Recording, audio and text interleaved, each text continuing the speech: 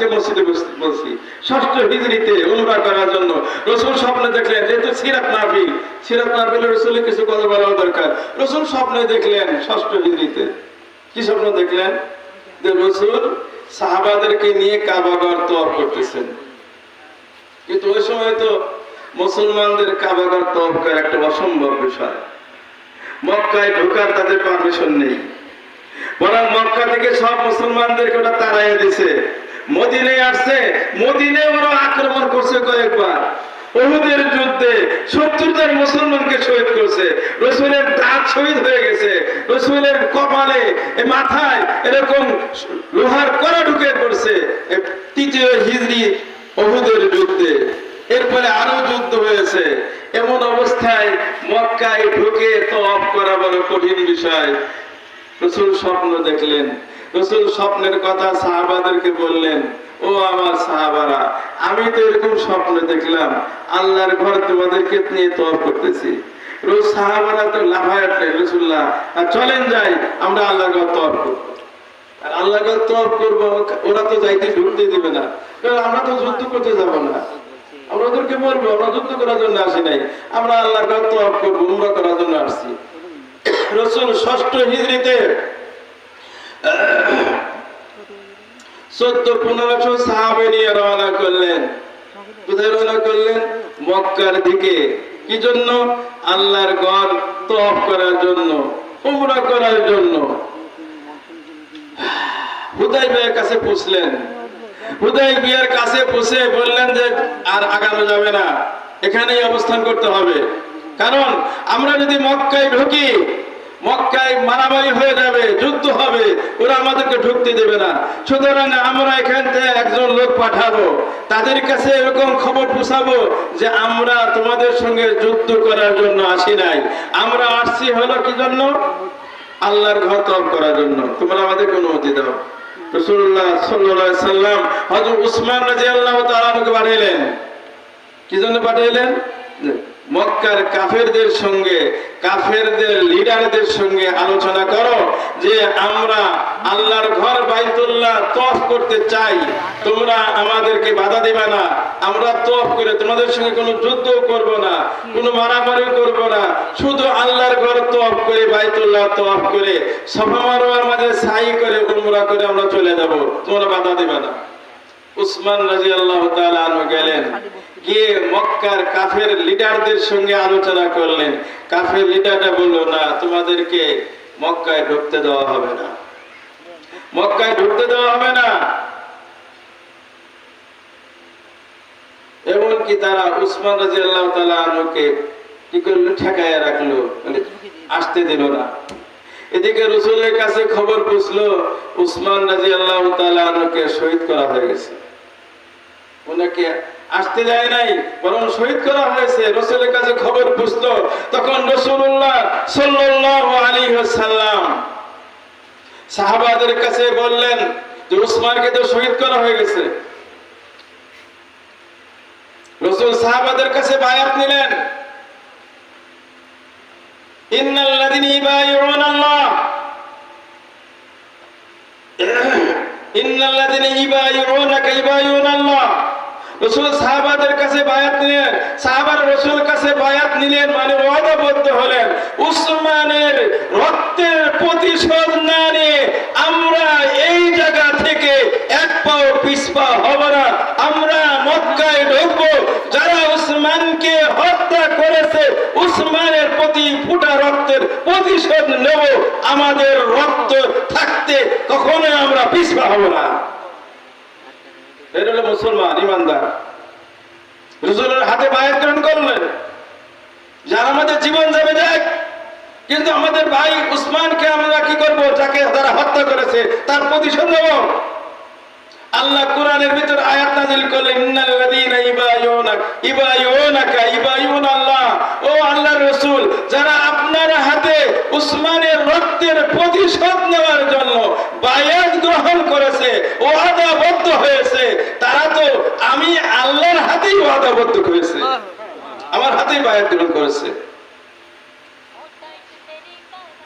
আল্লাহ রাসূলুল্লাহ সাল্লাল্লাহু আলাইহি সাল্লাম সাহাবাদের কাছে এই বায়াতটা দিয়েছিলেন একটা গাছের নিচে।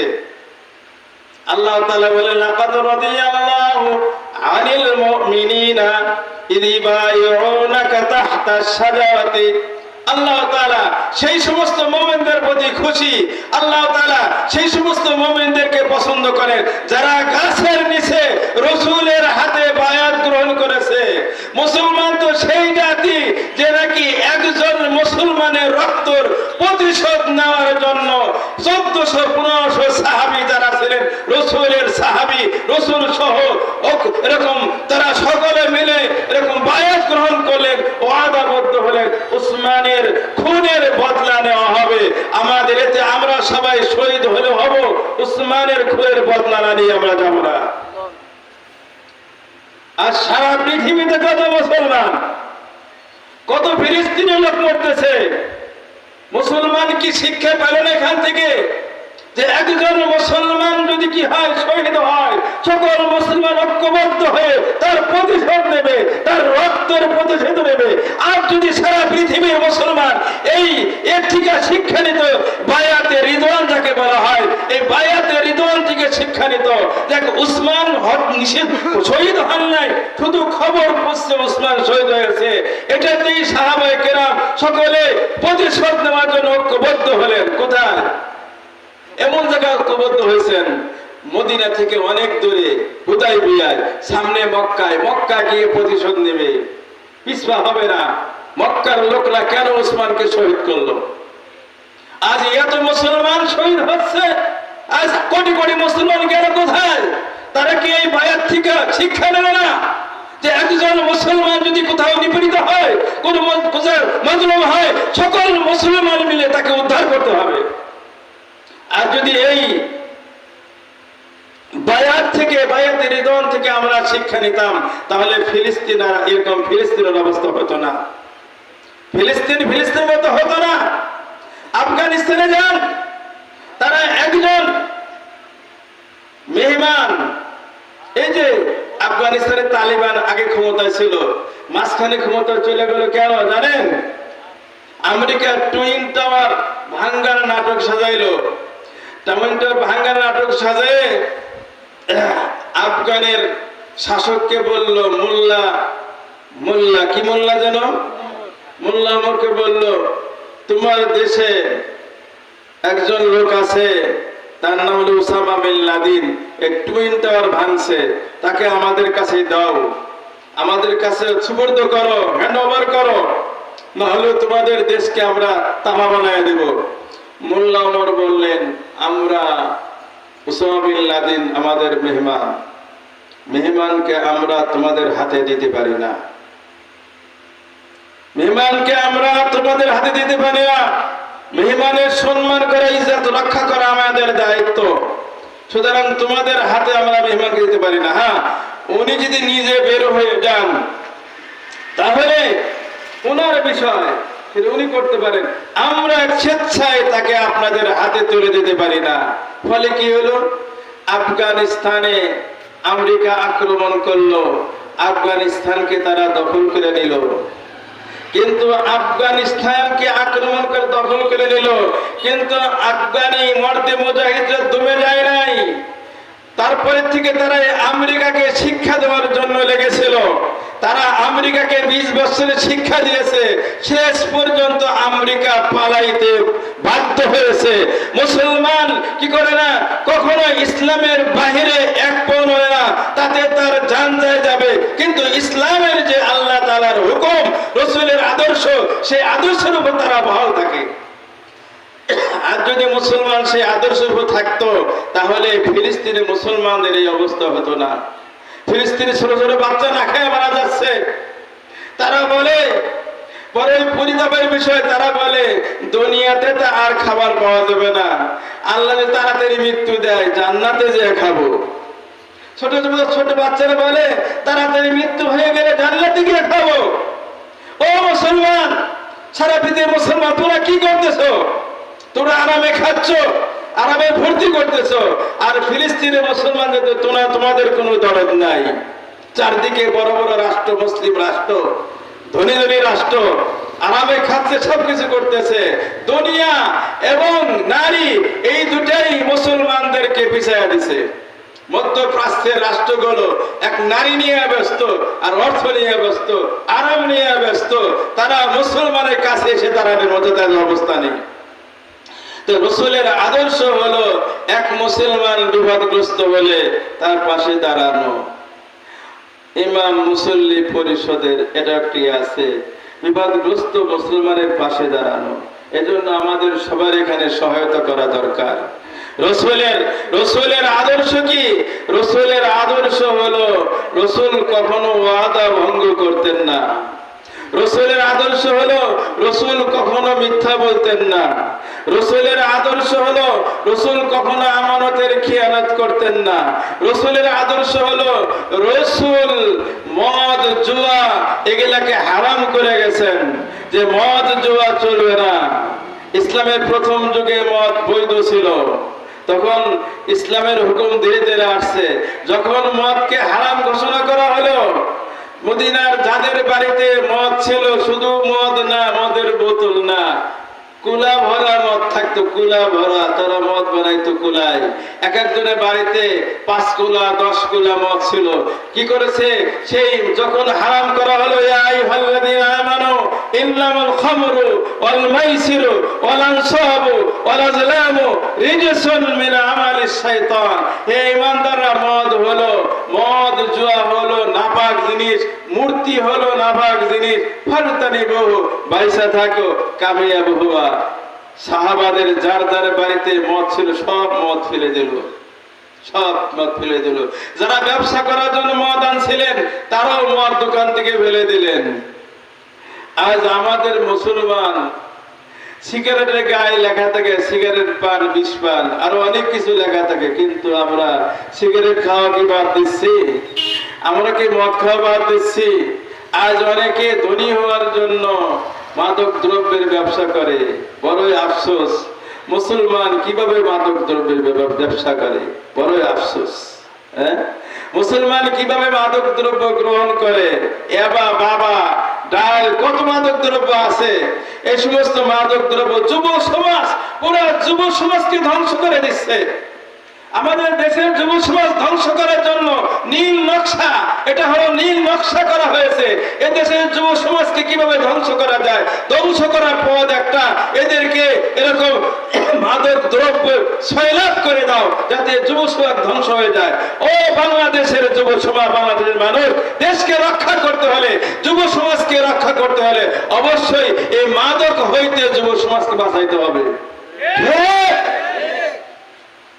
আমাদের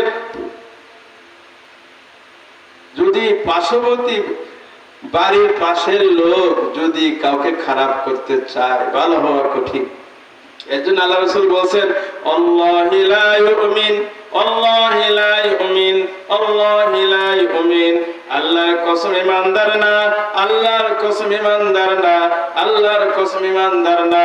ইলা ইয়া রাসূলুল্লাহ মানহুম, হে আল্লাহর রাসূল, ওই পুরা কবলকে যে নাকি ইমানদার না, আপনি বারবার কসম করে বলতেছেন। রাসূল বললেন, যারা প্রতিবেশীর উপর জুলুম করে তারা ইমানদার না, যারা প্রতিবেশীর উপর জুলুম করে তারা ইমানদার না, যারা প্রতিবেশীর উপর জুলুম করে তারা ইমানদার না।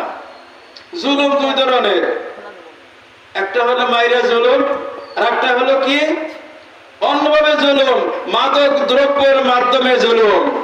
মাদকদের মারবো না, হাতে মারবো না, মারবো কিসের মাধ্যমে? মাদক দ্রব্য খাওয়াইয়া ওদেরকে শেষ করব, ওদের যৌবন শেষ করে দেব, ওদের সব ভিতরে সমস্ত পার্সোনাল সব শেষ করে দেব।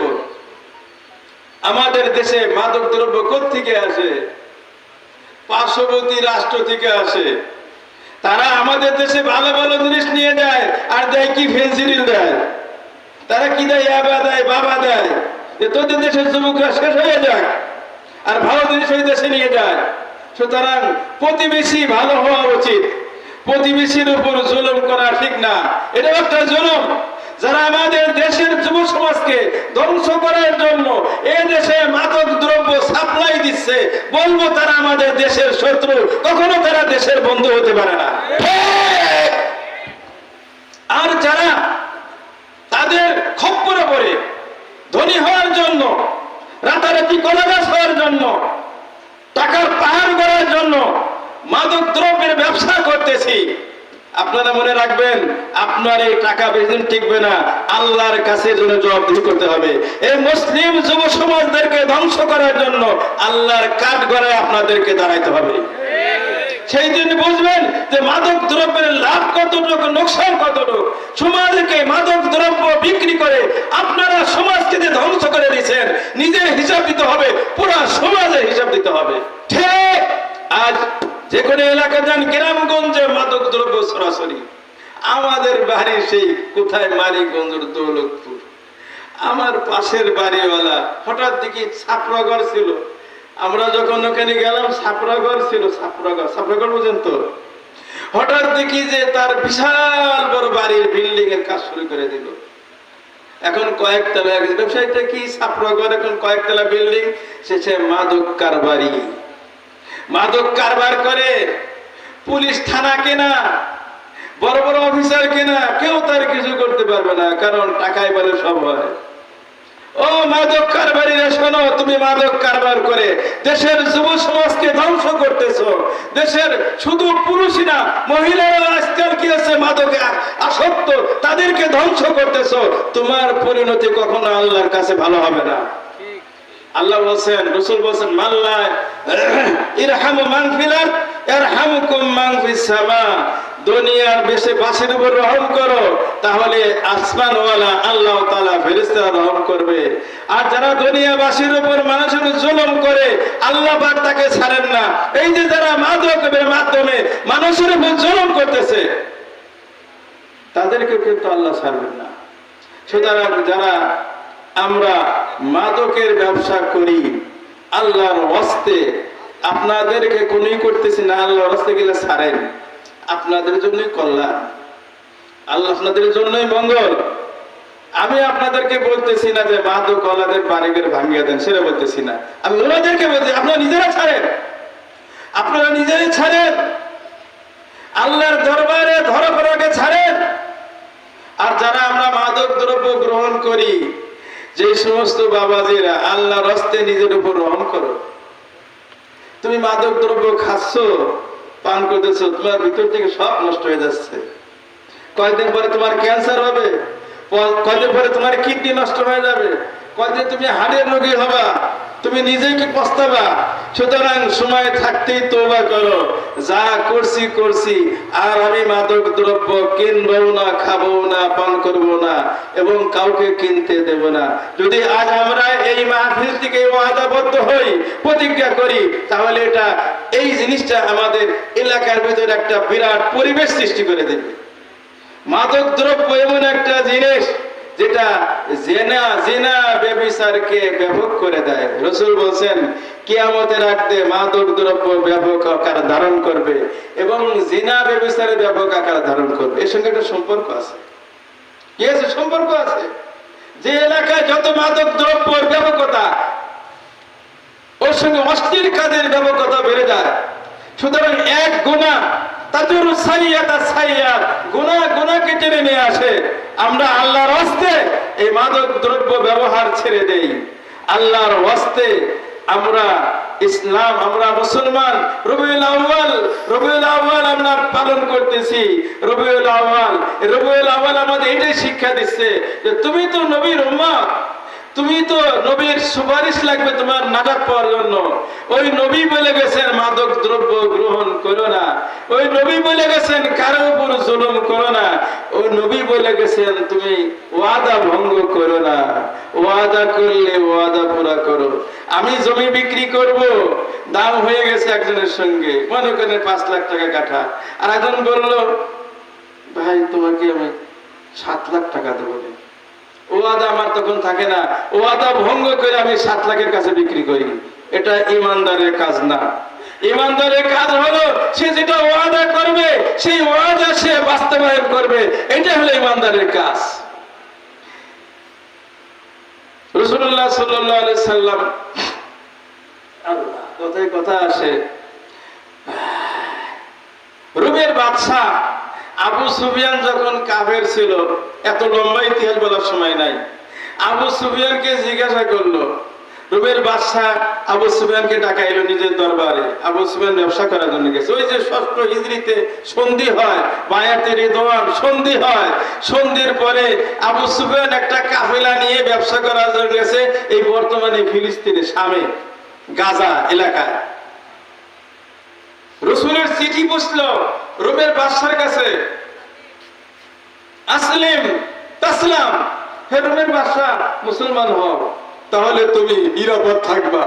আজ মুসলমান না হও নিজে গুনাহগার হবা এবং রোমের সকল লোকের ইসলাম কবুল না করার গুনাহ তোমার উপর আসবে।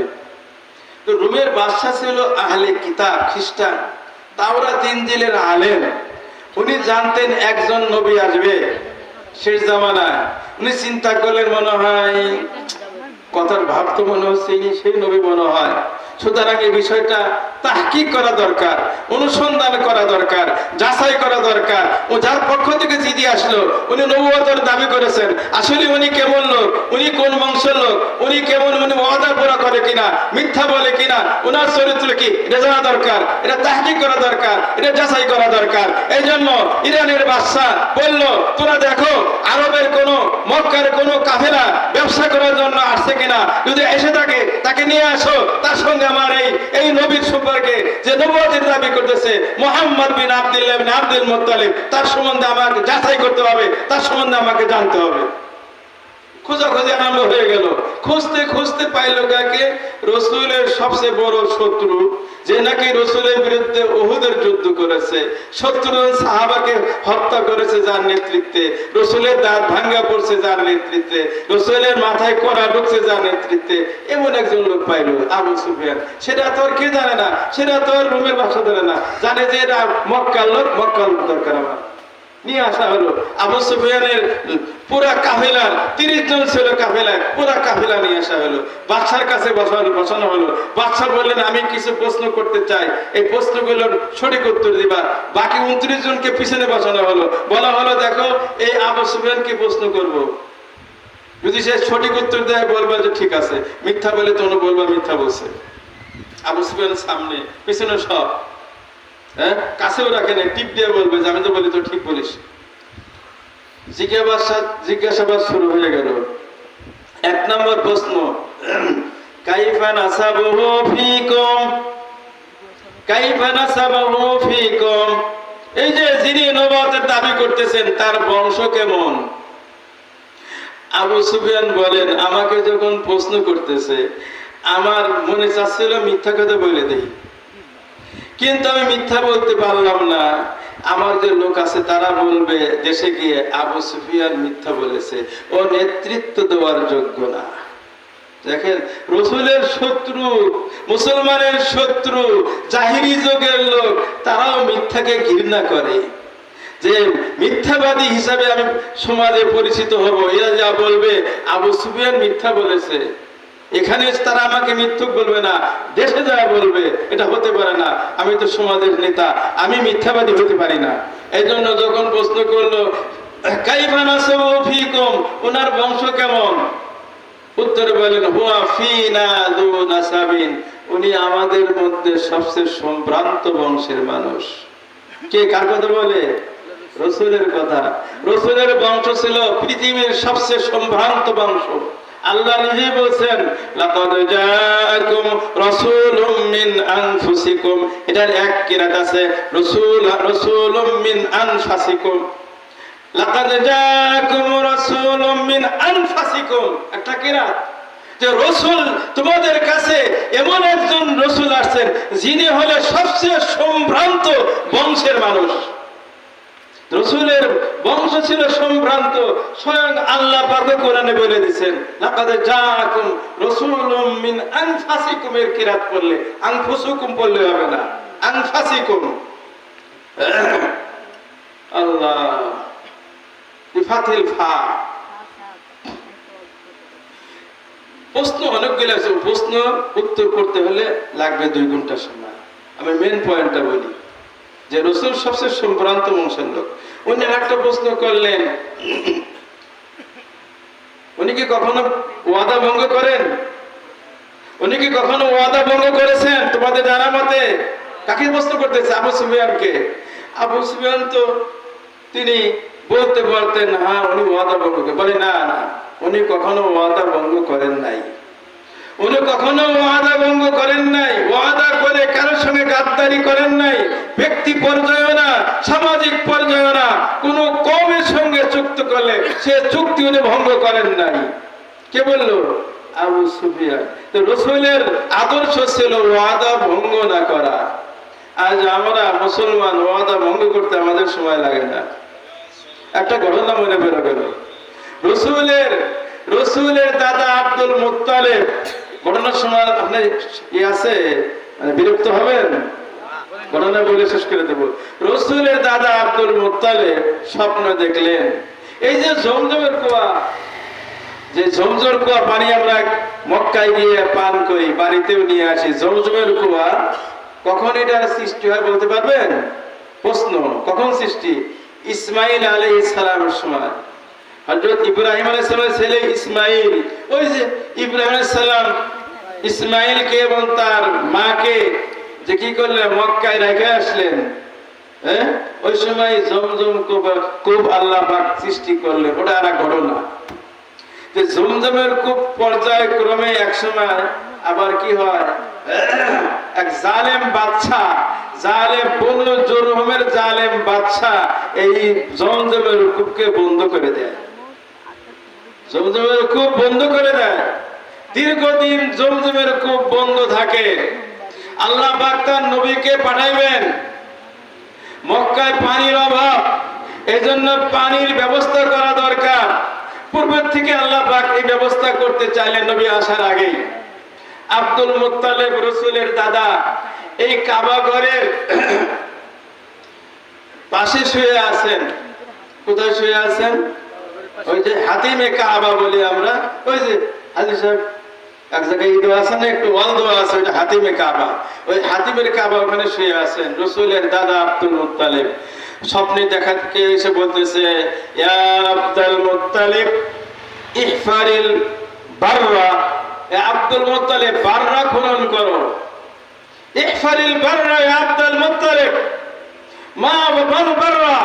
আব্দুল মুত্তালিব স্বপ্নের মধ্যে প্রশ্ন করলেন মাল বাররা, বাররা আবার কি? উনি উত্তর না দিয়ে চলে গেলেন।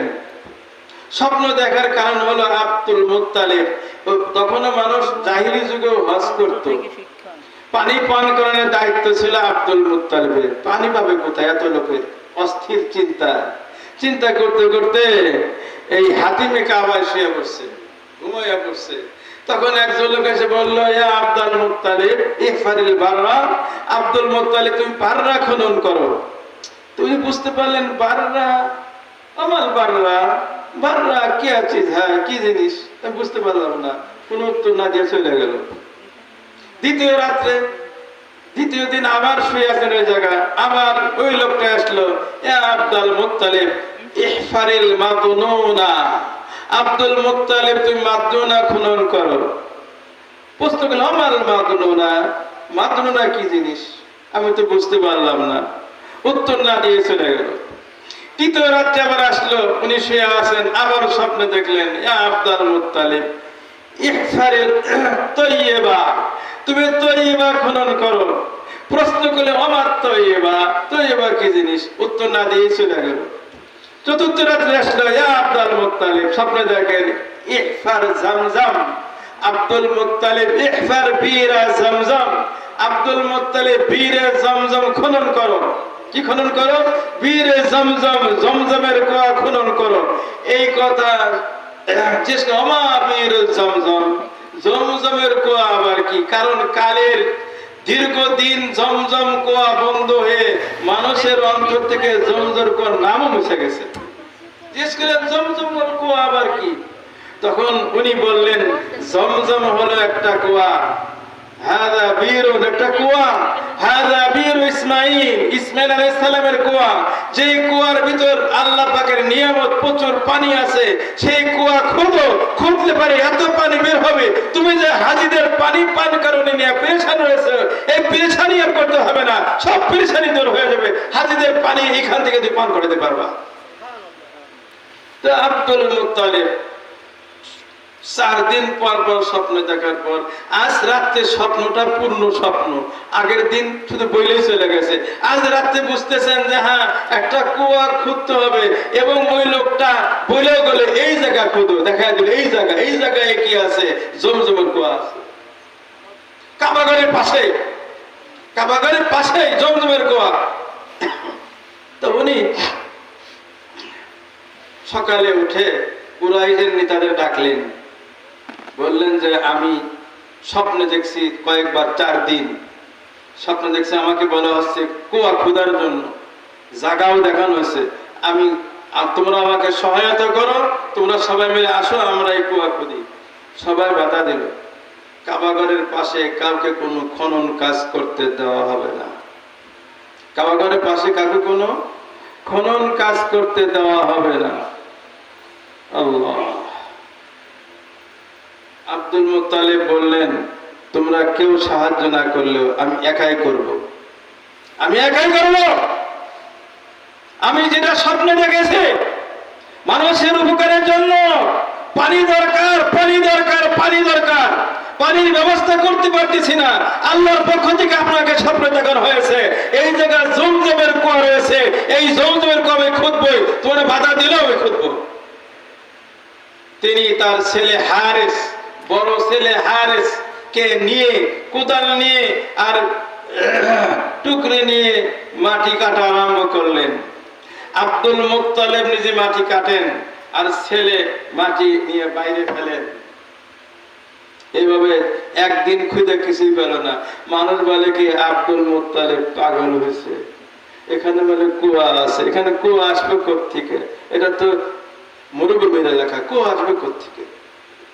আবার আব্দুল মুত্তালিব দেখছেন ওনার ভিতরে ইয়াকিন হয়ে গেছে, অবশ্যই এখানে খুঁজতে হবে, নিরাশ হলেন না। দ্বিতীয় দিন আবার খোঁজা আরম্ভ করলেন, দ্বিতীয় দিনে খুঁজে কোনো কুল কিনারা পাইলেন না। তৃতীয় দিন খুঁজতে গিয়ে খুঁজতে আল্লাহু আকবার, দেখেন পানির প্রস্রবণী বের হচ্ছে, তিনি আল্লাহু আকবার বলেন, আল্লাহু আকবার, হাদা বীর ইসমাইল, হাদা তুয়া ইসমাইল। আরে এটা ইসমাইলের কুয়া আমি পেয়ে গেছি, এটা হলো যেই কুয়ার নাম জমজমের কুয়া। আল্লাহু আকবার বলে তিনি চিল্লায় উঠলেন। সব লোক জড়ো হলে কি হলো, আসলে সত্যি তো পানি বের হচ্ছে, কুয়ার থেকে ঝর্ণার মতো পানি বের হচ্ছে। আল্লাহু আকবার। কথা লম্বা হয়ে যাচ্ছে, আমি আসল কথা দিকে যাব।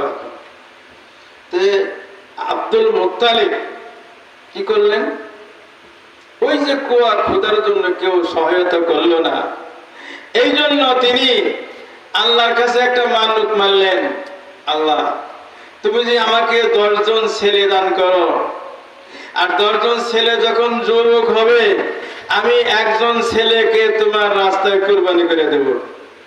মান্নত আল্লাহর কাছে ওয়াদা করা, মান্নত মানে ওয়াদা করা, আমার একটা ছেলেকে তোমার রাস্তায় কুরবানি করব।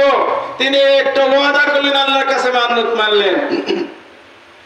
আল্লাহ পাক আব্দুল মুত্তালিবকে 10টা সন্তান দান করলেন। 10টা সন্তান দেওয়ার পর সন্তানরা সব যুবক হয়ে গেল, বড় হয়ে গেল। আব্দুল মুত্তালিব তার মান্নতের কথা ভুলে গেছেন। মানুষ যখন নিয়ামত পায়, নিয়ামত পেয়ে খুশিতে সব ভুলে যায়। ভুলে গেছেন যে আমি একটা ছেলেকে আল্লাহ রাস্তায় কুরবানি করার কথা বলেছি, ভুলে গেছেন। একদিন রাত্রে আব্দুল মুত্তালিব কাবাগরের পাশে শুয়ে আছেন, ওই লোকটা এসে বলছে, আব্দুল মুত্তালিব আও ফি বিনযরিকা, আব্দুল মুত্তালিব তোমার মান্নত তুমি পুরা করো, মান্নতের কথা ভুলে গেছো। আল্লাহর কাছে ওয়াদা করছিলা, আল্লাহ পাক 10টা সন্তান দিলে একটা সন্তানকে কুরবানি করব, তুমি তোমার ওয়াদা তাড়াতাড়ি পুরা করো। আব্দুল মুত্তালিব ঘুম থেকে উঠে সব ছেলেদেরকে মেয়েদেরকে ডাকলেন, বললেন, বাবারা আমি তো এরকম স্বপ্নে দেখলাম, আমি তো সত্যি মান্নত মেনেছিলাম, যদি আল্লাহ আমাকে 10টা সন্তান দেয়, 10টা ছেলে দেয়, তাহলে একটা ছেলেকে আল্লাহ রাস্তায় কুরবানি করব। আল্লাহ পাকের পক্ষ থেকে ফেরেশতা এসে আজকে রাতে আমাকে বলে গেল, আব্দুল মুত্তালিব কোথায় তোমার মান্নত গেল? তুমি তো মান্নত পুরা করলে না। আউফি বিনাদরিকা ইয়া আব্দুল মুত্তালিব, হে আব্দুল মুত্তালিব তুমি তোমার মান্নত পুরা করো, মানে ওয়াদা পালন করো। তুমি তো ওয়াদা করছিলা যে তোমার একটা ছেলেকে আল্লাহ রাস্তায় কুরবানি করবা, তুমি তোমার ওয়াদা বাস্তবায়ন করো, ওয়াদা পূরণ করো। আব্দুল মুত্তালিব ছেলে মেয়েরা বলল, আব্বা ঠিক আছে আপনি আপনার ওয়াদা পালন করেন, কিন্তু কাকে কুরবানি করবেন? কোন ছেলেকে কুরবানি করবেন? কে রাজি হবে স্বেচ্ছায় কুরবানি হইতে? কি হলো? এই আপনার উঠাউঠি করবেন না, বসেন, শেষ করে দেব। আসল কথাটা তো শুনলেন না, যে কুরবানি করবে কাকে সেটা তো জানা দরকার। আচ্ছা রবিউল আউয়াল না, এ আল্লাহ, সিদ্ধান্ত হলো যে লটারি ধরা হোক, যার নাম উঠবে তাকে কুরবানি করা হবে। আব্দুল মুত্তালিব লটারি ধরলেন। আব্দুল মুত্তালিব 10 ছেলের নামে লটারি ধরলেন। 10 ছেলের মধ্য থেকে সবচেয়ে প্রিয় সন্তান ছিল ছোট সন্তান আব্দুল্লাহ। আব্দুল্লাহর নাম লটারিতে উঠে পড়ল। আব্দুল্লাহ, আব্দুল মুত্তালিব যখন দেখলো আব্দুল্লাহর নাম উঠছে, আব্দুল মুত্তালিবের চেহারাটা কালো হয়ে গেল। হায় রে, আমার সবচেয়ে আদরের সন্তান, সবচেয়ে ভদ্র সন্তান, সবচেয়ে ভদ্র ছেলে, সবচেয়ে সুন্দর ছেলে, সবচেয়ে নম্র ছেলে, সবচেয়ে সুন্দর আখলাকের ছেলে, যার চেহারায় নূর টপকাইতেছে, যার চেহারা দ্বারা নূর বের হচ্ছে, এমন ছেলেকে তার নাম উঠে গেলে এই ছেলেকে কুরবানি করতে হবে। আল্লাহু আকবার। আব্দুল মুত্তালিব ওয়াদা অনুযায়ী আমাকে ওয়াদা পালন করতে হবে, ছেলে কুরবানি করতে হবে, যতই আদরের সন্তান হোক। এক হাতে ছুরি নিলেন, এক হাতে আব্দুল্লাহর হাত ধরলেন। চলো বাবা, তোমাকে আল্লাহর নামে কুরবানি করব। আব্দুল্লাহ কি করলেন? খুশিতে সামনে আগাইতে লাগলেন। আব্দুল মুত্তালিবের মেয়েরা কাঁদতে আরম্ভ করলো। মেয়েদের মন নরম বেশি হয়। আব্বা, আপনি আব্দুল্লাহকে কুরবানি না করে আপনি 10টা উটের নামে লটারি ধরেন, আর আব্দুল্লাহর নামে লটারি ধরেন। যদি উটের নাম চলে আসে তাহলে আপনি আব্দুল্লাহর পরিবর্তে এই 10টা উট কুরবানি করবেন। কারণ তখন ছিল একজন লোককে কেউ খুন করলে তার পরিবর্তে দিয়েছিল 10টা উট। এজন্য তারা 10টা উটের পরামর্শ দিল। আব্দুল মুত্তালিব এই রায়কে পছন্দ করলেন, সুতরাং তিনি 10টা উটের নামে লটারি ধরলেন, আব্দুল্লাহর নামে লটারি ধরলেন। বের হয়ে আসলে আব্দুল্লাহর নাম। আব্দুল মুত্তালিবের চেহারা আবার কালো হয়ে গেল। তিনি আরো 10টা ইট যোগ করলেন, 20টা উট নামে লটারি ধরলেন, আব্দুল্লাহর নামে লটারি ধরলেন। আবার আব্দুল্লাহর নাম আসলো, আবার 10টা উট বৃদ্ধি করলেন, 30টা উট লটারি আর আব্দুল্লাহর নামের লটারি। আব্দুল্লাহর নাম বের হয়ে আসলো। এরকম 40, 50, 60, 70, 80, 90 করতে করতে 100 পর্যন্ত পৌঁছে গেল। যখন 100টা উটের নাম লিখে লটারি দিলেন, আব্দুল্লাহর নাম লিখলেন। কি হলো? এইবার আব্দুল্লাহর নাম না এসে 100টা উটের নাম চলে আসলো। সঙ্গে সঙ্গে আব্দুল মুত্তালিব আল্লাহু আকবার বলে উঠলেন। সবাই আল্লাহু আকবার বলে উঠলেন। আব্দুল মুত্তালিব ওই 100টা উট আব্দুল্লাহর পরিবর্তে 100টা উট কুরবানি করলেন।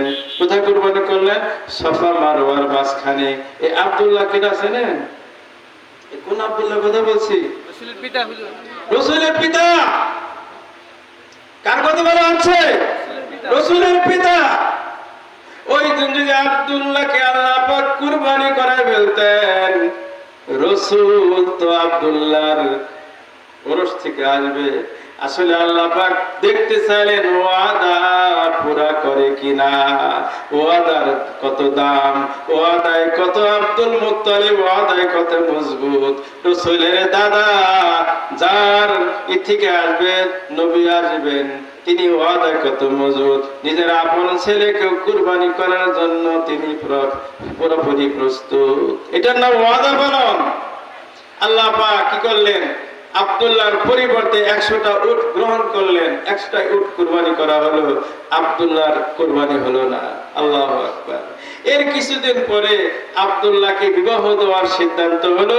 সুতরাং আব্দুল্লাহকে জুহরি বনি জুহরা গোত্রে, রাসূলের মার নাম কি বলেন তো? আমিনা। বনি জুহরা গোত্রের আমিনার সঙ্গে আব্দুল্লাহর বিবাহ দেওয়া হলো। সেখান থেকে আসলো রাসূলের জন্ম। আল্লাহু আকবার।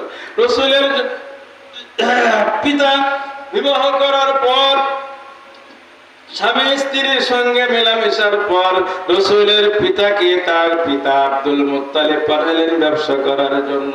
বাবা, তোর তো ছেলে, তোর মা স্ত্রী গর্ভে বাচ্চা চলে আসছে, তোর তো খরচ বাইরে যাবে, ব্যবসা করে কিছু টাকা পয়সা কামা। সময় আব্দুল্লাহ ব্যবসা করার জন্য সেই সিরিয়ার দিকে রওনা করলো। মদিনা হয়ে যাইতে হয়। মদিনায় যাওয়ার পথে সম্ভবত তিনি অসুস্থ হয়ে পড়েন, অথবা ফেরার পথেই হবে, যাওয়ার পথেই মনে হয় অসুস্থ হয়ে পড়েন। মদিনায় ছিল ওনার আত্মীয় বাড়ি, সেই আত্মীয় বাড়িতে 1 মাস অবস্থান করলেন, অথবা ফেরার পথে। আল্লাহ। আব্দুল মুত্তালিবকে ব্যবসায়িক কাফেলার লোকজন ফিরে এসে বলল যে আপনার ছেলে আব্দুল্লাহ অসুস্থ, মদিনায় তার আত্মীয় বাড়ি আমরা রেখে আসছি, খুব মারাত্মক অসুস্থ, সাথে নিয়ে আসতে পারলাম না। রাসূল এখনো জন্মগ্রহণ করেন নাই মায়ের কোলে, মায়ের পেটে এখনো। আব্দুল মুত্তালিব বড় ছেলে হারিসকে পাঠাইলেন, তোর ভাই আব্দুল্লাহ অসুস্থ, মদিনায় যা, মদিনায় গিয়ে তার চিকিৎসা কর, সুস্থ হলে নিয়ে আসবি। হারিস চলে গেল মদিনায়, কিছু লোক নিয়ে মদিনায় চলে গেল। মদিনায় গিয়ে শুনল, হায় হায়, আব্দুল্লাহ তো মারা গেছে। চিকিৎসা করা হলো বহুত, আমরা তো তাকে রাখতে পারলাম না। সে আল্লাহ তাকে সারা দিয়ে আব্দুল্লাহ মারা গেছে। রাসূলের আব্বা রাসূল দুনিয়াতে আসার আগ দিয়েই মারা গেলেন। আল্লাহ। হারিস, আব্দুল মুত্তালিবের বড় ছেলে হারিস এসে জানাইলেন, আব্বা আব্দুল্লাহ তো মারা গেছে, ভালো সংবাদ আনতে পারলাম না। আব্দুল মুত্তালিব কাঁদে, হায় হায়, আব্দুল্লাহর ছেলে হবে কয়েকদিন পর, আর আব্দুল্লাহ মারা গেল, আমার ছেলেটা মারা গেল, হায় হায়। আমার নাতি ছেলে তার বাপকে না দেখতে পারলো না, তার আগে এতিম হয়ে গেল। রাসূলুল্লাহ সাল্লাল্লাহু আলাইহি সাল্লাম জন্মের আগেই রাসূলের বাবা মারা গেলেন। আল্লাহু আকবার। এখন রাসূলের মা আব্দুল্লাহর স্ত্রী, সন্তান জন্ম হওয়ার সময় হয়ে গেছে। ফাতেমা নামে এক মহিলা বলেন, যেই রাত্রে রাসূলের জন্ম হয়, যেই সময় রাসূলের জন্ম হয়, আমি রাসূলের মার কাছে ছিলাম। ভোরবেলা সুবহে সাদেকের সময় রাসূলের জন্ম হয়। হঠাৎ দেখি কামরা আলোকিত হয়ে গেল, নূর দ্বারা ভরে গেল রাসূলের জন্মের সময়। আর মনে হইতেছিল যেন আকাশে তারকাগুলো খুশিতে নিচে ছুটে আসবে। আকাশে তারকা মনে হচ্ছে নিচে নাইমে আসতেছে, তারা খুশি। আল্লাহ রাসূলের রাসূলুল্লাহ সাল্লাল্লাহু আলাইহি সাল্লামের জন্ম হয়ে গেল। তার আগে রাসূলের পিতা মারা গেলেন। আল্লাহ চান রাসূলকে তিনি নিজ হাতে নিজ কুদরতে হাতে পালন করবেন। রাসূলের বয়স যখন 6 বছর হলো, মার সঙ্গে বেড়াইতে গেলেন মদিনায় বাপের কবর দেখার জন্য। রাসূল গেলেন মার সঙ্গে মদিনায়। রাসূলের মা আমিনা গেলেন স্বামীর কবর দেখার জন্য। এ পর্যন্ত স্বামীর কবর দেখা হয় নাই। মদিনা থেকে ফেরার পথে রাসূলের মাও ইন্তেকাল করলেন। রাসূল 6 বছর বয়সে মা হারিয়ে ফেললেন। রাসূল তো দুনিয়া আসার আগেই বাপ হারাইছেন। যখন 6 বছর বয়সে বাবার কবর জিয়ারত করতে গিয়ে রাস্তায় মাকে হারায় ফেললেন। মাও মারা গেল। আল্লাহ রাসূল চিরে এতিম হয়ে গেলেন। সাথে ছিল একজন, যারা ছিল সঙ্গী রাসূলের, একজন উম্মে আইমান, সম্ভবত উম্মে আইমান। রাসূলের বাপ যখন মারা গেল তখন একজন খাদিমা ছিল, দাসী ছিল উম্মে আইমান। উম্মে আইমান সফরের সঙ্গী ছিলেন। রাসূলের মা মারা গেলে রাসূলের মাকে কবর দিয়ে উম্মে আইমান ছোট বাচ্চা, 6 বছরের বাচ্চা মুহাম্মদ ইবনে আব্দুল্লাহ ইবনে আব্দুল মুত্তালিবকে কি করলেন, মক্কায় নিয়ে এসে দাদার কাছে অর্পণ করলেন যে আপনার বৌমা তো মারা গেছে, মুহাম্মাদের মা মারা গেছে, এই এতিমের এখন দায়িত্ব পুরোপুরি আপনার হাতে। আব্দুল মুত্তালিব নাতির কপালে চুমু দেয়, নাতিকে আদর করে। আয় আমার নাতির বাপ মারা গেছে তার জন্মের আগে, মা ছিল, মা মারা গেল। আল্লাহ আমার নাতিকে তুমি হেফাজত করো আল্লাহ। আব্দুল মুত্তালিব আদর যত্ন করে রাসূলকে লালন পালন করতে লাগলেন। যখন রাসূলের বয়স 8 বছর, তখন দাদা আব্দুল মুত্তালিব মৃত্যুর কোলে ঢলে পড়লেন।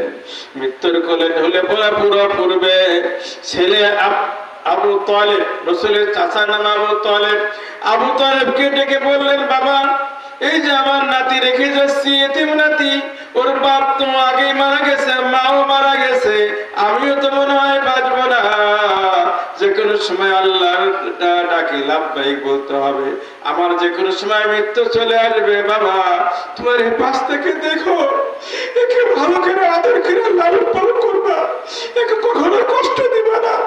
সুতরাং এরপরে আব্দুল মুত্তালিব মারা গেলেন। এখন রাসূলের লালন পালনের দায়িত্ব হলো আবু তালেব। আবু তালেব অতি আদর যত্ন করে রাসূলকে লালন পালন করতে লাগলেন। এই তো রাসূলুল্লাহ সাল্লাল্লাহু আলাইহি সাল্লামের জীবনের ছোট্ট ঘটনা বললাম, শুরুকার ঘটনা। রাসূলের নাম রাখা হলো মুহাম্মদ। রাসূলের নাম, এক নাম মুহাম্মদ আর এক নাম আহমদ। আরবের শব্দ রাসূলের জন্মের 7ম তারিখে আব্দুল মুত্তালিব কুরাইশের সমস্ত লোকদেরকে দাওয়াত দিলেন। দাওয়াত দিলেন রাসূলের আকিকা করার জন্য। কি করার জন্য?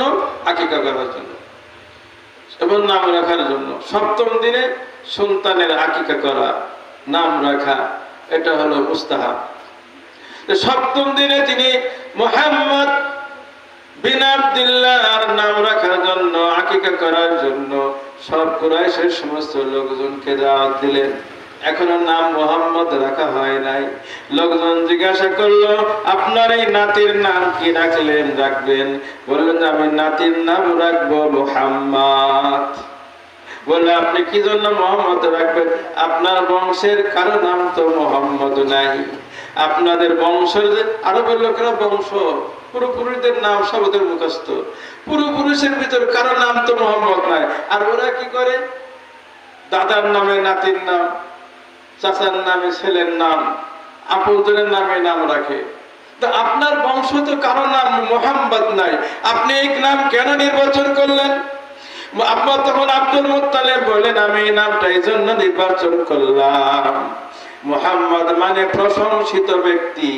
আমার এই নাতির প্রশংসা করবে আসমানওয়ালা আল্লাহ তাআলা, নিজেই প্রশংসা করবে, আসমানের ফেরেশতারাও প্রশংসা করবে, দুনিয়ার সকল মানুষ তার প্রশংসা করবে। এই জন্য তার নাম রেখেছি মুহাম্মদ। একটা স্বপ্নের কথা বললেন। আমি একটা স্বপ্ন দেখলাম। স্বপ্ন বলবো? রাত তো মেলাই হয়ে গেল। একটা স্বপ্ন দেখলাম। হযরত আব্দুল মুত্তালিব বলেন, আমি একটা স্বপ্ন দেখলাম। কি স্বপ্ন দেখলেন? দেখলাম একটা শিকল আমার পিঠ থেকে বের হলো। কোথা বের হলো? পিঠ থেকে বের হলো। যেই শিকলের এক মাথা আসমানে আর এক মাথা জমিনে। আবার কি দেখি, ওই শিকলের এক মাথা হলো মাশরিকে আর এক মাথা মাগরিবে। মাশরিক মানে পূর্ব দিক, পৃথিবীর পূর্ব প্রান্তে, আর এক মাথা পৃথিবীর পশ্চিম প্রান্তে। এই স্বপ্নে দেখলাম। এরপরে দেখলাম এই বিশাল বড় শিকলটা আস্তে আস্তে ছোট হয়ে একটা বৃক্ষের রূপ ধারণ করলো। সেই বৃক্ষটা এত বড় যে সেই বৃক্ষের পাতাগুলো নূরের মতো আলোকিত। বৃক্ষটা এত বড় যে বৃক্ষের সঙ্গে মাশরিক মাগরিব সারা পৃথিবীর সমস্ত মানুষ, অনেক মানুষ এই বৃক্ষের ডাল জড়ায় ধরে আছে এবং সবাই বৃক্ষের ডাল কেউ ছাড়তে চাচ্ছে না, মজবুত করে ধরে আছে। কিন্তু কুরাইশের মধ্য হইতে কিছু লোক ওই বৃক্ষের ডাল ধরে আছে, আর কিছু লোক আছে এরকম ওই বৃক্ষটা কাটার জন্য তারা কি অস্ত্র নিয়ে তারা বের হচ্ছে, বৃক্ষ কেটে ফেলবে।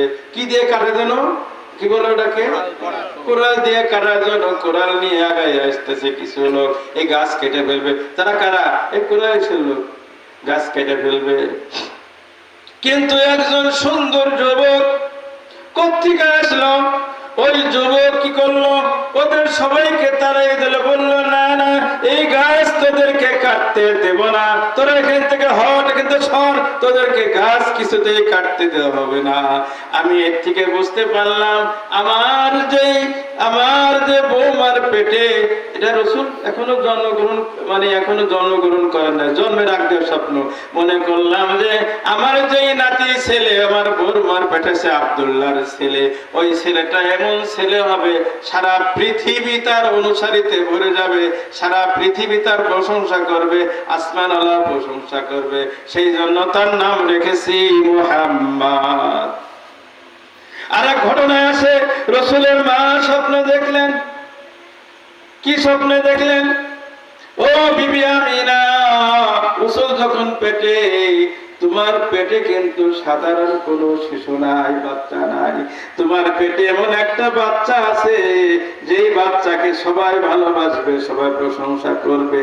যখন সে জন্মগ্রহণ করবে তার নাম রাখবা মুহাম্মদ, তার নাম রাখবা আহমদ। এই দুই কারণে আমি আমার বৌমার স্বপ্ন আর আমার নিজের স্বপ্ন, এই দুই কারণে আমি আমার নাতি ছেলের নাম রেখেছি, আব্দুল্লাহর ছেলের নাম রেখেছি মুহাম্মদ এবং আহমদ। তাহলে আমাদের নবীর নাম মুহাম্মদ নাম পাইলেন তো কি জন্য রাখা হয়েছে? রাসূলের একটা নাম কি বললাম? আহমদ। কোরআনে দুটো নামই আছে, মুহাম্মদও আছে, আহমদও আছে। আমার মুহাম্মাদুন যে বলছিলাম, আবু বকর রাদিয়াল্লাহু তাআলা আনহু রুমে ঢুকে রাসূলের কমলে চুমু খাইলেন। সাহাবাদেরকে সামনে এসে বললেন, আমা মুহাম্মাদুনিল্লাহ রাসূল কদ খালাত মিন ক্বাবলিহির রাসূল। এখানে রাসূলের নাম মুহাম্মদ কোরআনে পাওয়া গেল।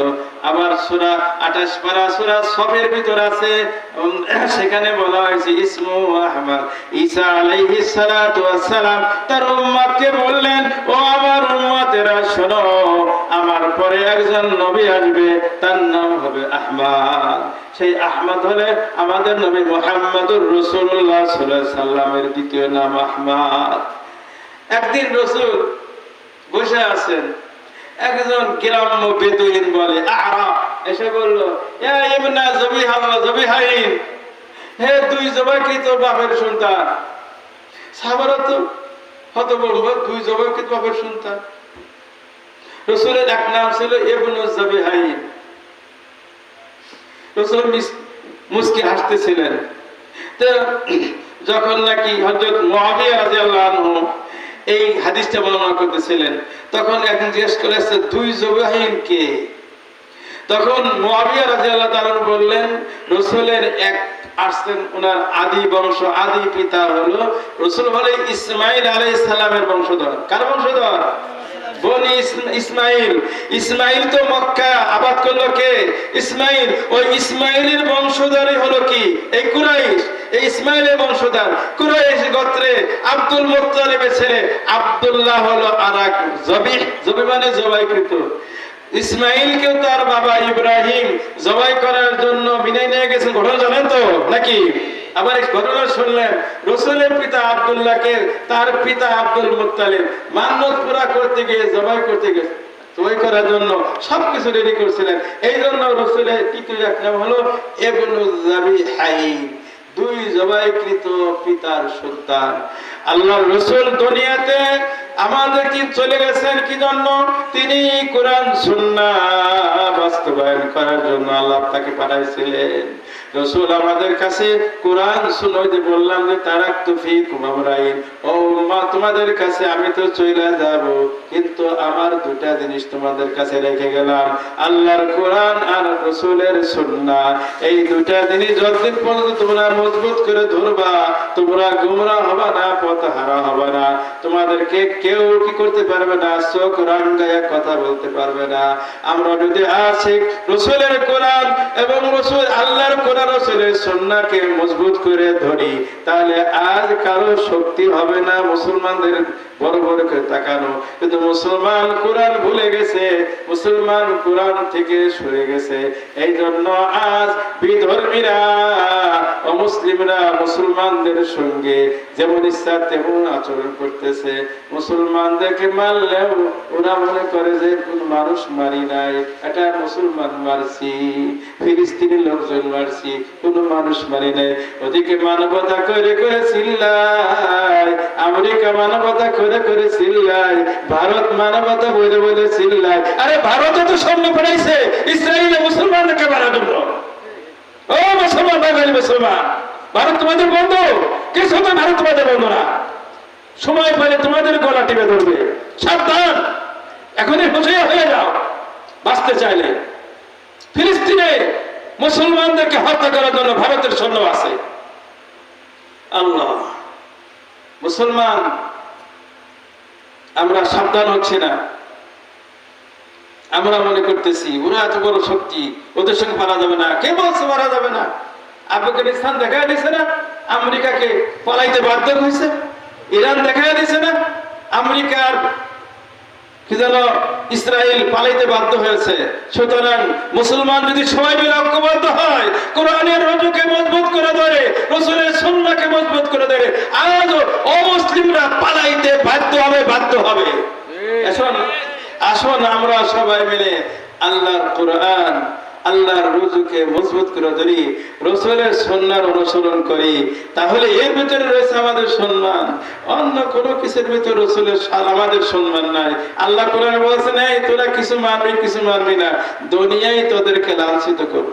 তোরা কোরআনে কিছু মানবি, নামাজ পড়বি, কোরআনের বিধান চাবি না, দুনিয়ায় লাঞ্ছিত করব। তোরা আল্লাহর কিছু কথা মানবি আর কিছু মানবি না। যারা আল্লাহর কিছু কথা মানে কিছু মানে না, তাদের শাস্তি হলো দুনিয়াতেই লাঞ্ছনা, আর পরকালে রয়েছে কঠিন শাস্তি। এই দুনিয়ার লাঞ্ছনা থেকে বাঁচার জন্য, পরকালের শাস্তি থেকে বাঁচার জন্য আমাদেরকে আল্লাহর কোরআন মজবুত করে ধরতে হবে, রাসূলের সুন্নাহকে মজবুত করে ধরতে হবে। এইটা হলো রবিউল আউয়ালের শিক্ষা। আমরা এই শিক্ষা নিতে কে কে রাজি আছি? আল্লাহু আকবার। আল্লাহ পাক আমাদের সবাইকে তৌফিক দান করেন। কথা লম্বা করতে চাই না, এখানে শেষ করে দিলাম। আসলে আমার গলায় কাটা গেছে, এই জন্য কথাই বলবো না। মাছের কাটা করতে এখনো আছে, কিন্তু কথা বলতে সময় আলহামদুলিল্লাহ বলে ফেললাম, সমস্যা তেমন বলে না। এই জন্য হুজুর বলছে কথাই বলতে দিবেন না, হুজুর অসুস্থ, পারলে একটু কবে না হলে আপনাদের তো আরো দেরি হয়ে যাবে, ধৈর্যহীন হয়ে যাবে। এজন্য কথা বাড়াতে চাচ্ছি না। 11:30 বেজে গেল, এখনো শেষ করে দিচ্ছি। আল্লাহ পাক এই মাহফিলকে কবুল করে নেন। এই মাহফিলে যারা ইন্তজাম করেছেন, যারা সাহায্য সহযোগিতা করেছেন, যারা শারীরিক শ্রম দিয়েছেন, যারা ব্রেনের শ্রম দিয়েছেন, সবাইকে আল্লাহ তাআলা দ্বীনের জন্য কবুল করেন, সবাইকে আল্লাহ মাফ করেন। সবার সবকিছুর ভিতর, হায়াতের ভিতর, মালের ভিতর, রিজিকের ভিতর, ঈমানের ভিতর, আমলের ভিতর, সবকিছুর ভিতর আল্লাহ বরকত দান করেন। কোনো কিছু আছে তোমাদের বলার করার? আগে করে পুরস্কার দাও। আমরা দরুদ শরীফ পড়ি। اللهم صل على محمد النبي الأمي وعلى آله وسلم تسليما। আপনাদের কি কষ্ট দিয়ে ফেললাম মনে হয় না? মনে হচ্ছে কষ্ট দিয়ে ফেললাম কিনা। আমার কষ্ট থেকে আপনাদের কষ্ট বেশি মনে করতেছি। আমার গলায় একটু একটু কষ্ট হচ্ছে, কাটা ডিস্টার্ব দিচ্ছে। আমার মনে হচ্ছে যে মুসল্লি আপনারা যে আছেন, আপনাদের কষ্ট হচ্ছে কিনা। আর এত ডাক্তার মাইকের আওয়াজ হচ্ছে, বিভিন্ন লোকের ঘুমেরও ডিস্টার্ব হচ্ছে। আল্লাহ সবাইকে দ্বীনের জন্য কবুল করেন। এই এলাকার আশেপাশের এলাকা, সমস্ত এলাকার মানুষকে আল্লাহর কোরআন রাসূলের সুন্নাহ অনুযায়ী চলার তৌফিক দান করেন। আল্লাহ পাক আমাদের নিয়ামত দিয়েছেন এই বাংলাদেশ। এই বাংলাদেশ একটা নিয়ামত, এই নিয়ামতের শুকরিয়া আদায় করা লাগবে। এই শুকরিয়া হলো এই দেশের স্বাধীনতাকে অক্ষুণ্ণ রাখতে হবে, সবাই মিলে দেশের স্বাধীনতাকে রক্ষা করতে হবে। কিছু কিছু শগুন আছে, শগুন পাশেই উঠতেছে এই দেশকে কি করার জন্য, ছো মারার জন্য। এই শগুন থেকে দেশকে রক্ষা করতে হলে দেশের সকল মানুষকে ঐক্যবদ্ধ হতে হবে। দেশের সকল মানুষকে এক জান এক প্রাণ হয়ে এই শগুনের চোখকে কি করে দিতে হবে, উঠে দিতে হবে। সুতরাং যদি আমরা এখনই সাবধান না হই তাহলে আমাদের সামনে খবর আছে, আমাদের সাবধান হতে হবে। দেশের নিয়ে কেউ যদি ছিনিমিনি খেলতে না পারে, এই দেশের প্রতি ইঞ্চি মাটিকে আল্লাহ তাআলা যেন হেফাজত করেন। আল্লাহ পাক সবাইকে তৌফিক দান করেন। আল্লাহুম্মা সাল্লি আলা মুহাম্মাদিন নবিয়্যিল উম্মি ওয়া আলা আলিহি ওয়া সাল্লিম তাসলিমা। রব্বানা যালামনা আনফুসানা ওয়া ইল্লাম তাগফির লানা ওয়া তারহামনা লানাকুনান্না মিনাল খাসিরিন। রব্বানা আতিনা ফিদ দুনিয়া হাসানাহ وفي الآخرة حسنة وقنا عذاب النار. رب ارحمهما كما ربياني صغيرا. رب ارحمهما كما ربياني صغيرا. আল্লাহ, আমরা জীবনে অনেক গুনাহ করে ফেলেছি। আল্লাহ, আমাদের সারা জীবনের সব গুনাহকে মাফ করে দাও। আল্লাহ, আমাদের সগীরা কবিরা যত গুনাহ রয়েছে আল্লাহ সব গুনাহকে মাফ করে দাও। আল্লাহ, ইমাম মুসল্লি পরিষদের উদ্যোগে যেই মাহফিল হলো, এই মাহফিলকে কবুল করে নাও। আল্লাহ, মাহফিলে যারা অর্থ দিয়েছেন, যারা শ্রম দিয়েছেন, যারা মেধা দিয়েছেন, আল্লাহ সবার সব কিছুকে কবুল করো। আল্লাহ, এর ওসিলায় পুরা এলাকার ভিতর দ্বীনি মাহওয়াল পরিবেশ সৃষ্টি করে দাও। শব্দ নেওয়া ইসলামিক কারবার কাজ এই এলাকা থেকে পাশাপাশি আশেপাশের সমস্ত এলাকা থেকে ইসলামের সমস্ত কাজকে তুমি বন্ধ করে দাও। আল্লাহ, আমরা পারবো না, তোমার রহমত ছাড়া তোমার বান্দাদেরকে ইসলামের দিকে দৌড়ানোর তৌফিক দান করো। ইসলামী কাজ হইতে সবাইকে বাঁচার তৌফিক দাও।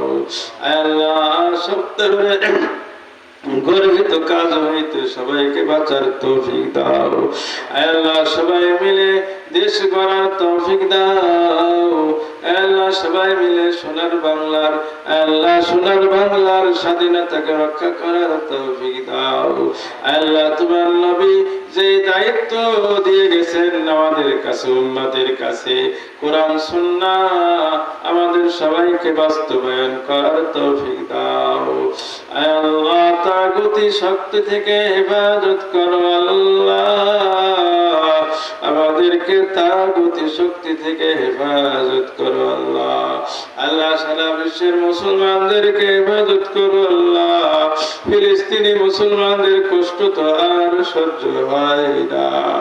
ছোট ছোট বাচ্চারা খেয়েছে। আল্লাহ, রহমতের নজরে তাকাও।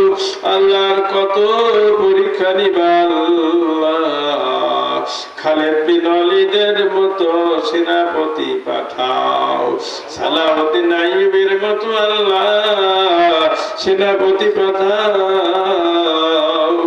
আল্লাহ, সাদ বিন ওয়াক্কাসের মতো আল্লাহ সেনাপতি পাঠাও।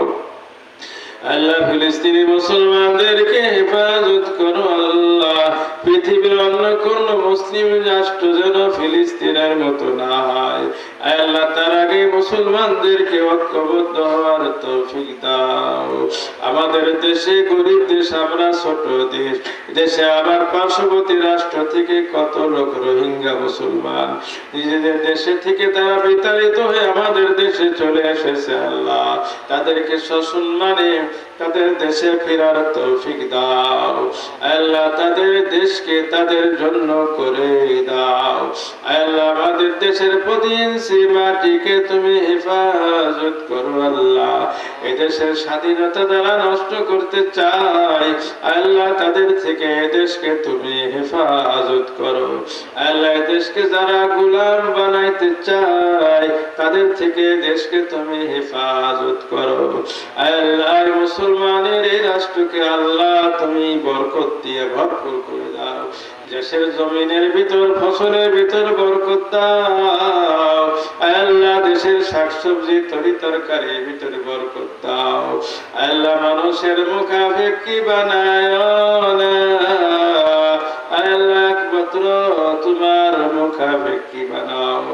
আমাদের সবাইকে দেশের সকল মানুষকে ইমানে বলে বলিয়ান হওয়ার তৌফিক দাও আল্লাহ। দেশের সকল মানুষকে কাঁধে কাঁধ মিলে একে অপরের সুখে দুঃখে শরীক হওয়ার তৌফিক দাও আল্লাহ। দেশ প্রেম দেশের ভালোবাসা সবার অন্তরে দান করো।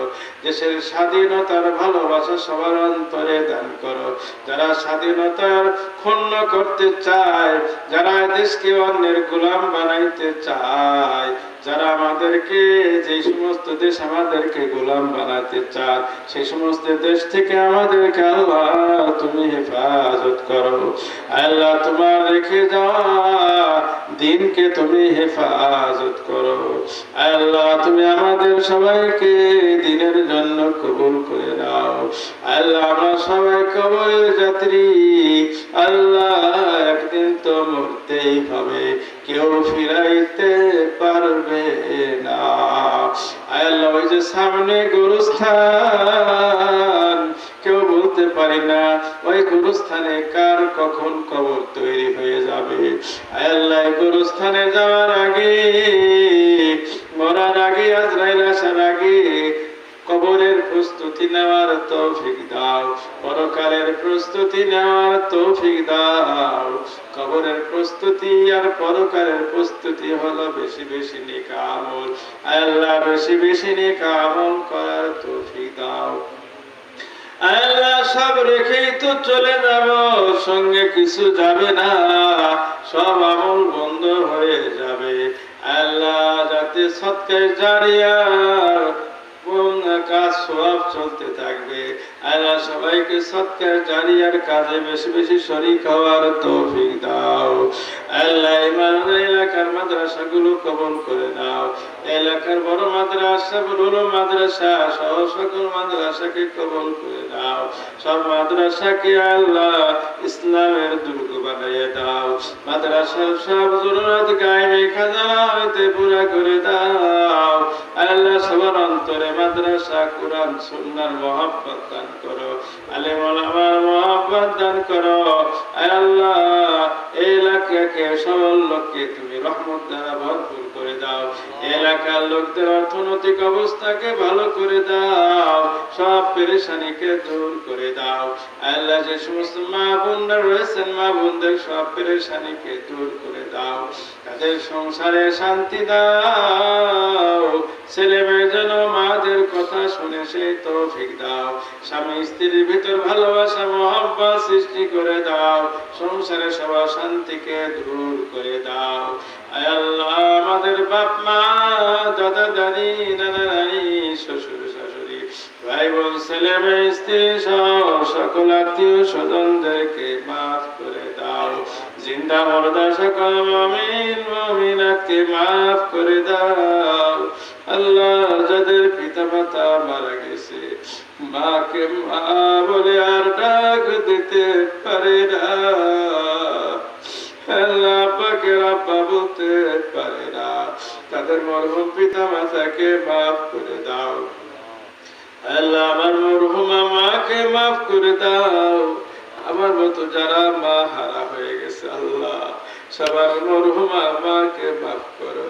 সবার মরহুমা মায়ের খবরকে আল্লাহ বেহেশতের বাগিচা বানাইয়ে দাও আল্লাহ। যাদের বাবা মারা গেছে তাদের বাবার কবরকে বেহেশতের বাগিচা বানাইয়ে দাও যাদের বাবা মা বাম বেঁচে আছে আল্লাহ নেখায়া তারাস করো, অসুস্থ থাকলে সুস্থ করো, পিতা মাতার বেশি বেশি খেদমত করার তৌফিক দাও। আয় আল্লাহ কবর যাওয়ার আগে কবর সামানা গোসানের তৌফিক দাও আল্লাহ। ইমানের সঙ্গে মৃত্যু দিও আল্লাহ, বেঈমান বানায়া কবরে নিও না আল্লাহ। কবর বড় ভয়াবহ জায়গা আল্লাহ, কিভাবে থাকবো কবরে আল্লাহ? সঙ্গে তো কেউ থাকবে না, বাপ মাও থাকবে না, ছেলে মেয়েও থাকবে না, স্ত্রীও থাকবে না, একা একাই থাকা লাগবে আল্লাহ। এই কবরে যাওয়ার আগে আল্লাহ কবরের আমল করার তৌফিক দাও, কবরের সামানা জমা করার তৌফিক দাও আল্লাহ। মাহফিলকে কবুল করো, মাহফিলকে হেদায়েতের মাধ্যম বানাও। যে সমস্ত আলেম ওলামা ইমাম সাহেবগণ মুসল্লিগণ যারা এই মাহফিলের আয়োজন করেছে, যারা সহযোগিতা করেছে আল্লাহ তাদেরকে কবুল করো, তাদের সবকিছুর ভিতর বরকত দান করো আল্লাহ। আমরা সবাই মিল মহব্বতের সঙ্গে চলার তৌফিক দাও। সব ধরনের ভুল ভ্রান্তিকে আল্লাহ মাফ করে দাও, ভুল বুঝাবুঝি থেকে সবাইকে হেফাজত করো। রব্বানা তাকাব্বাল মিন্না ইন্নাকা আনতাস সামিউল আলিম ওয়া তুব আলাইনা ইন্নাকা আনতাত তাওয়াবুর রহিম।